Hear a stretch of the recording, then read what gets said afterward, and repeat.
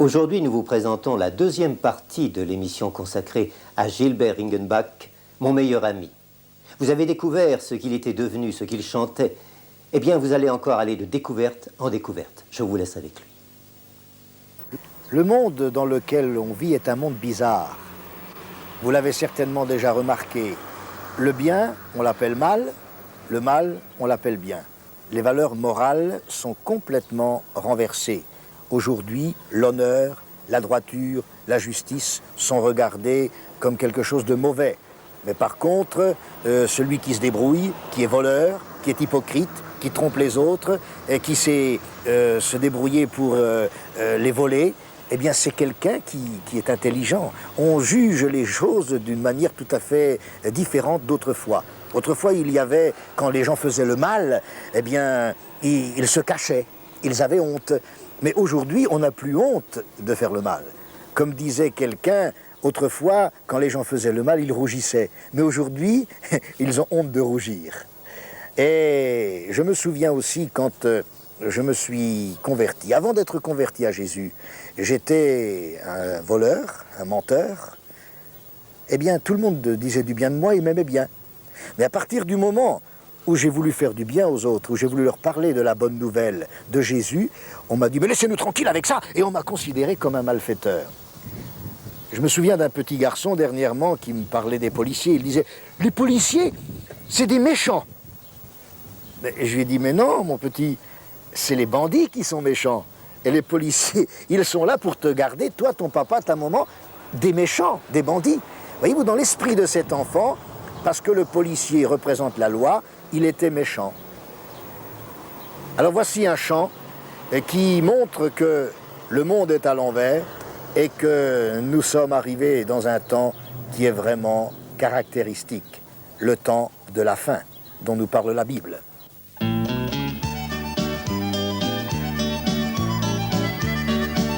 C'est vrai qu'il a tué son père, puis qu'il l'a coupé en morceaux, qu'il a fait pareil avec sa mère et avec le même couteau. Mais monsieur le juge, vous ne pouvez pas le condamner, ce serait inhumain. Punissez pas ce pauvre petit gars, ayez pitié d'un orphelin. Le monde dans lequel on vit est un monde bien étrange, car il prend la mort pour la vie et le diable pour un ange.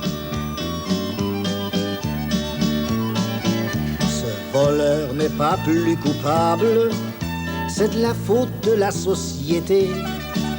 C'est elle qui lui est redevable et qui mérite d'être châtiée. Il n'est pas voleur mais kleptomane, et c'est de la faute à ses parents. S'il vole le sac à des vieilles dames, laissez courir ce pauvre innocent. Le monde dans lequel on vit est un monde bien étrange, car il prend la mort pour la vie et le diable pour un ange. Les braves gens sont tous des hypocrites, mais les bandits sont bons enfants. Les vendeurs de plaisir sont chic types, les églises courent tout après l'argent. Il est interdit d'interdire, j'ai le droit de faire tout ce qui me plaît, mais touchez pas à ma tirelire, interdit de toucher à mes intérêts. Le monde dans lequel on vit est un monde bien étrange, car il prend la mort pour la vie et le diable pour un ange. Un jour dans la rue, une clique faisait une manifestation. Des gens de tous bords, dynamiques, luttaient contre la pollution.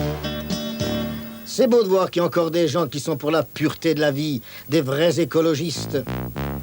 Soudain, un gros nuage bleu vint les voiler à mes yeux.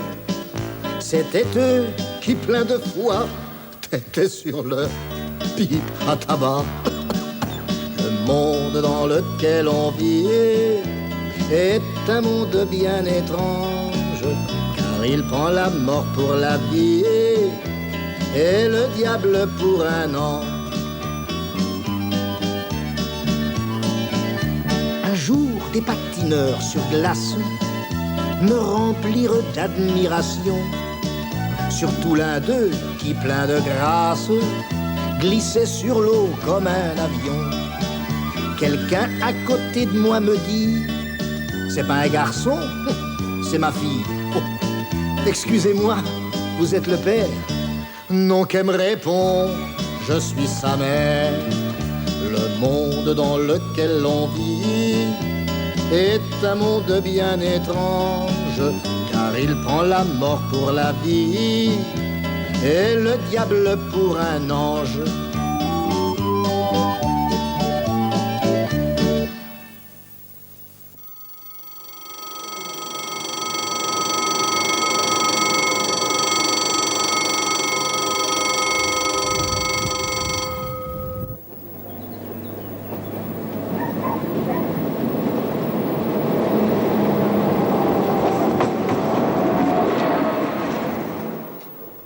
Il m'arrive souvent de prendre le train et de parler avec les gens. Je leur pose des questions, je leur dis où est-ce que vous allez. Et ça m'a amené à réfléchir à ce sujet. Vous ne trouvez pas qu'on peut comparer la vie à un train? Nous sommes tous dans le train de la vie. Nous venons au monde naturellement dans une famille que nous n'avons pas choisie. D'ailleurs, je crois que la naissance, c'est justement une des choses qu'on ne choisit pas. Sa mort non plus, d'ailleurs. On choisit beaucoup de choses dans la vie. Mais la naissance et la mort, on ne la choisit pas. Eh bien, nous sommes tous dans ce train, vous comme moi. Nous sommes partis et nous allons un jour nous arrêter de vivre. Et quand on pose la question, mais où est-ce que nous allons? Alors on vous dit, ben, on va dans le trou. Voilà, nous sommes donc dans un train, le train de la vie, le train naturel, et puis nous savons que ce train, il va dans un trou. Ça, c'est sûr. On va dans le trou. Alors, c'est après que les avis changent. Si vous posez la question à certains, ils vous diront, ben, quand on est mort, on revient au monde dans une vache. Il y a les vaches sacrées. Ou alors, pour d'autres, c'est peut-être autre chose, peut-être un âne, je ne sais pas. Et puis alors, d'autres vous diront, ben, quand on est mort, on est bien mort. Un jour, il y a une dame qui me disait ça, elle me disait, monsieur, quand on est mort, on est bien mort. Je lui ai dit, écoutez, madame, vous me dites ça, mais Jésus-Christ dit autrement. Alors lequel des deux je vais croire, moi? Vous savez, entre les deux, je préfère croire Jésus-Christ. Écoutez, mes amis, quand un homme sur la terre veut se renseigner sur quelque chose, si par exemple vous voulez vous renseigner au sujet des lois, vous allez trouver un homme de loi, vous allez trouver un avocat. Si vous voulez avoir des renseignements sur la science, eh bien vous allez trouver un scientifique. Si vous voulez des renseignements sur l'au-delà, il faut trouver celui qui est ressuscité, qui a vaincu la mort, le Christ. Et lui, il nous dit ce qu'il y a après la mort. Les gens qui disent quand on est mort, on est bien mort, ne sont jamais allés voir. Mais le Christ est allé voir et il est revenu. Vous allez me dire, mais qui est-ce qui nous le prouve? Tout ça, c'est des histoires. Écoutez, mes amis, lisez le Nouveau Testament et vous verrez qu'il faut plus de foi pour ne pas croire en lui que pour y croire. C'est Pascal qui a dit: si le Christ était venu dans la plénitude de sa divinité, ça n'aurait pas été juste, parce qu'il aurait obligé les gens à croire en lui. S'il était venu tellement caché que ceux qui le cherchent ne puissent le trouver, ça n'aurait pas été juste non plus. Il y a donc assez de lumière pour ceux qui la veulent, et il y a assez d'ombre pour ceux qui n'en ont cure. Donc si vous lisez le Nouveau Testament, vous verrez qu'il est impossible d'expliquer autrement que par une résurrection la victoire du Christ et la naissance du christianisme. Si le corps de Jésus avait été là, pourquoi les autorités romaines et les autorités pharisiennes n'auraient-elles pas amené justement ce corps pour montrer à tout le monde qu'il était mort? Pourquoi? C'est parce qu'elles n'ont pas pu le produire. Vous allez peut-être me dire que c'est les disciples qui ont pris le corps. Il aurait fallu qu'ils risquent leur vie pour un mensonge. Et qu'ensuite, non seulement ils risquent leur vie, mais qu'ils donnent leur vie pour un mensonge. Non, c'est impossible. Le Christ avait dit avant de mourir qu'il mourrait et qu'il ressusciterait. La preuve, ne vient pas de ses amis, mais de ses ennemis qui ont mis une garde devant son tombeau, en disant, nous nous souvenons que cet imposteur a dit, alors qu'il vivait encore, qu'il ressusciterait le troisième jour. Les prophètes de l'Ancien Testament ont annoncé la mort et la résurrection de Jésus. Je connais personnellement des personnes, des gens qui sont mortes et ressuscitées et qui ont vu ce qu'il y avait de l'autre côté. Oui, mes amis, nous ne sommes pas seulement de la chair et des os. Notre but n'est pas seulement un cimetière. Nous avons en nous la notion de la justice. Nous avons en nous la notion du bien et du mal. Nous avons en nous une soif d'espérance, une soif de nous retrouver, une soif de vivre éternellement. Oui, Christ est vivant, il est ressuscité, il revient bientôt, et un jour nous allons partir dans le train de l'Évangile avec lui. Alors maintenant, pendant qu'il en est temps, change de train, fais comme moi, descends à la prochaine station et monte dans le train de l'Évangile. Jusqu'à maintenant, tu ne sais pas où tu vas, mais alors tu sauras où tu vas.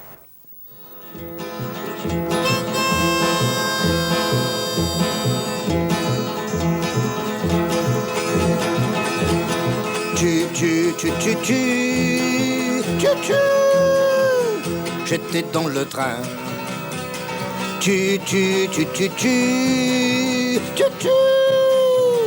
Qui a les bons trains? Dans le train de mes parents. Depuis Ève et Adam. Et on roulait. Tout ce qu'on savait. Et ça filait. Sans savoir où ce qu'on allait. Mais un soir, c'est bizarre, je posais la question. Chers parents, je voudrais savoir, mais où allons-nous donc? On ne sait pas trop, mais il paraît que tout là-bas au bout, il y a le train qui disparaît et descend dans un trou. Ah bon? Et après, qu'est-ce qu'il y a? Non, on sait pas. C'est rassurant. Et on roulait. Tout ce qu'on savait. Et ça filait. Sans savoir où ce qu'on allait. Mes amis, je suis pas froussard, mais vous pensez bien qu'aussitôt la prochaine gare, j'ai changé de train. Je me suis bien renseigné avant de monter dedans. Et depuis en sécurité, je roule tout confiant. Maintenant je roule, et je me défoule. Je ne m'en fais pas, parce que je sais où le train va. Mon train, vous l'avez deviné, nous mène au paradis. C'est pour ça que j'ai changé de ticket, car moi je tiens à la vie. C'est Dieu qui est le contrôleur, je suis en règle avec lui. Je n'ai pas besoin d'avoir peur, j'ai mon billet gratuit. Maintenant je roule, et je me défoule. Je ne m'en fais pas, parce que je sais où le train va. Vous avez beau être sincère dans le mauvais train, il vous arrivera des misères, ça c'est bien certain. Vous pouvez venir avec moi et à la prochaine gare, changez de ticket, n'hésitez pas, n'allez pas dans le trou noir. Et vous roulerez avec moi en sécurité par la croix, avec le billet gratuit. Celui qui mène, celui qui mène, c'est qui va? Comment, mais vous savez pas où il va? Non. Mais au paradis. Celui qui mène au paradis. Attendez-moi. Attendez-moi.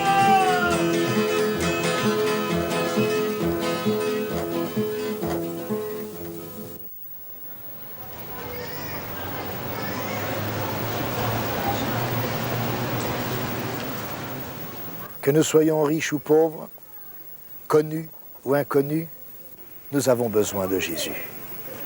Certaines personnes ont besoin de Dieu, ça se voit. Par exemple, celui qui boit, celui qui est drogué, celui qui est bas tombé. Je me souviens de Marcel, j'aime bien raconter son histoire. parce qu'elle montre bien ce que Dieu peut faire dans la vie d'un homme. C'était un garçon qui était jeune marié, et pourtant il buvait et trompait sa femme. Quand nous allions dans les ports, il partait, il gaspillait son argent, il trahissait même celle qu'il aimait. Et un jour, il a entendu parler de Dieu. Il était dans son hamac, et des marins qui étaient sous le hamac parlaient de Jésus, et des prophéties. Et Marcel a entendu cela, il a été touché, remué dans son cœur. Auparavant, il avait entendu parler, bien sûr, de notre témoignage. Et il avait dit, il ne faudrait pas qu'il vienne me dire frère à moi, ceux-là. C'était un homme très agressif. On l'appelait Staline. Et puis, quand il a entendu parler, il a commencé à réfléchir. Et il a dit, et si c'était vrai?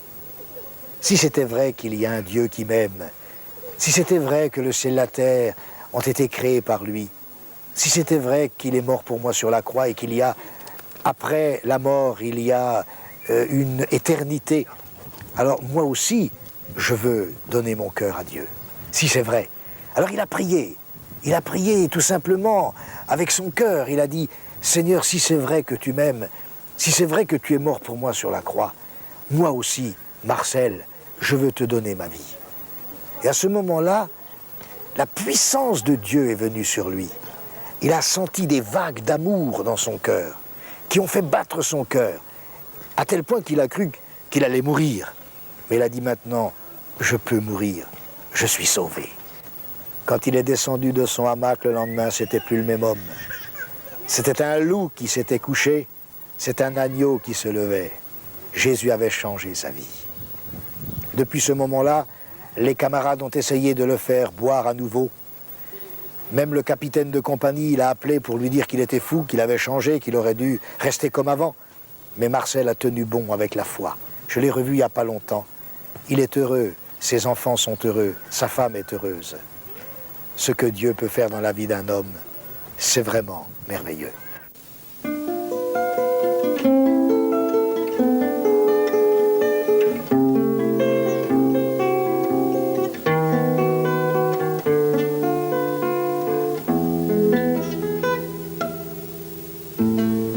Connaissez-vous Monsieur Dupont? Tout le monde l'appelle par son prénom. Chaque matin, il lit le journal et discute au café central. Il dit qu'il fait de mal à personne. C'est vraiment pas le mauvais bonhomme. Paraît qu'il est mort hier au soir. On a bien du mal à le croire. A-t-il pensé à l'éternité, lui qui était au courant de tout? De Dieu, il ne parlait jamais. On aurait cru que ça le gênait.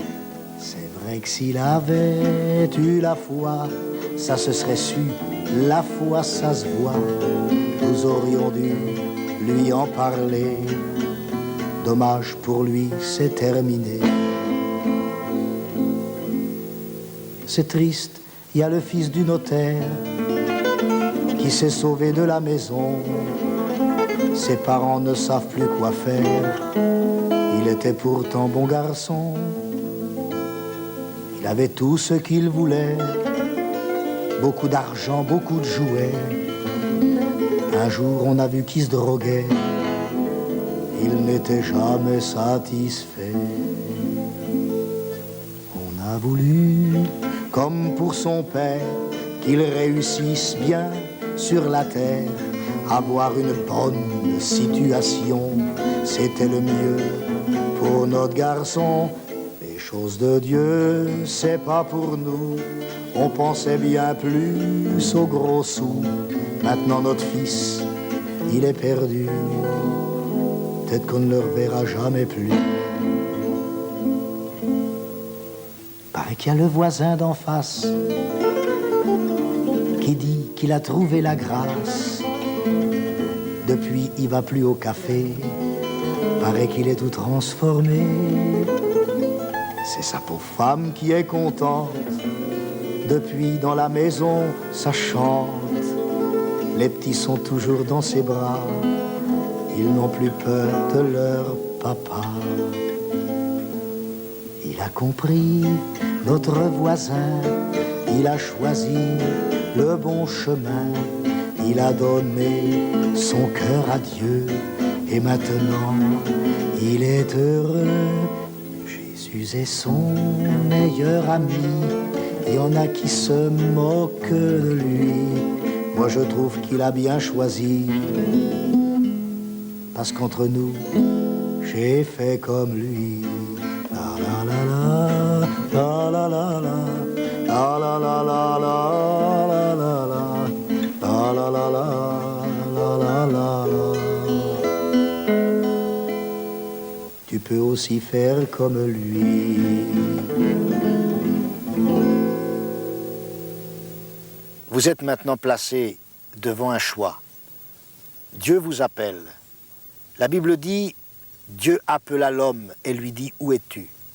La voix de Dieu, la voix du Christ, s'est fait entendre au travers de ces chants. J'ai choisi volontairement le meilleur ami comme dernier chant que je vais maintenant vous interpréter. C'est la plus belle de toutes les histoires. Je raconte tout simplement l'histoire de Jésus. Il est venu sur cette terre, il est né comme un pauvre homme, comme le plus pauvre de tous, dans une étable. Et puis il a vécu, il a marché sur cette vieille terre, il a foulé aux pieds notre terre. Que c'est grand! Le Verbe s'est fait chair, Dieu s'est fait homme. Il s'est fait homme pour que nous devenions fils de Dieu. Il est descendu pour que nous puissions monter jusqu'à lui. Il est mort entre le ciel et la terre. Il aurait pu mourir sur la terre, mais il est mort entre le ciel et la terre. Et puis cet homme qui a vécu il y a bientôt 2000 ans, qui est mort comme un criminel entre deux brigands, cet homme qu'on a rejeté, qui n'a pourtant fait que du bien, je l'ai rencontré, je l'ai vu, il m'a regardé, je l'ai regardé, et ma vie a été complètement changée à partir de ce moment-là. Et la vôtre aussi peut changer si vous le voulez. Il vous aime, vous avez tout à gagner à venir à lui, et tout à perdre à commencer par votre propre vie, votre propre âme. Si vous le refusez, je vous en supplie, écoutez la voix de la sagesse, écoutez la voix de l'amour, écoutez la voix de la vérité, écoutez-le et donnez-lui votre cœur. Voici le meilleur ami.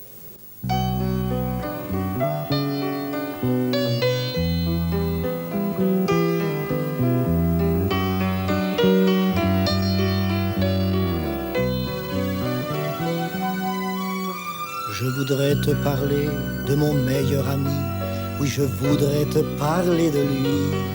Si tu veux m'écouter, tu seras bien gentil. Ça te fera du bien, toi aussi. Quand je l'ai rencontré, j'étais bien malheureux au chemin solitaire de la vie.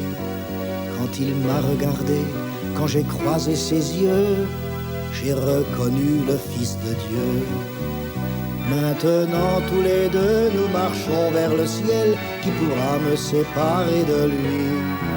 Chez le roi bienheureux, au palais éternel, il me garde une place aussi. Cet ami c'est Jésus, le divin charpentier, il a vécu il y a bien longtemps. Au pays du Jourdain, on pouvait l'écouter parler de son Père tout-puissant. Guérissant les malades et chassant les esprits, il allait partout sur les chemins, annonçant des oracles, parlant des prophéties, séchant les pleurs, donnant du pain. Maintenant tous les deux nous marchons vers le ciel, qui pourra me séparer de lui? Chez le roi bienheureux, au palais éternel, il me garde une place aussi. Mais parmi les puissants, les chefs et les magistrats, plusieurs furent jaloux de lui. Alors ils ont payé le traître Judas et l'ont arrêté dans la nuit. Les Juifs et les Romains l'ont jugé, condamné, puis l'ont crucifié sur un bois. En se tenant la main, ils se sont ligués pour faire à jamais taire sa voix. Maintenant tous les deux nous marchons vers le ciel, qui pourra me séparer de lui? Chez le roi bienheureux, au palais éternel, il me garde une place aussi. Ne sois pas étonné, ne sois pas attristé, car ces choses devaient arriver. Il s'est laissé clouer, il s'est laissé briser, il devait mourir pour pardonner.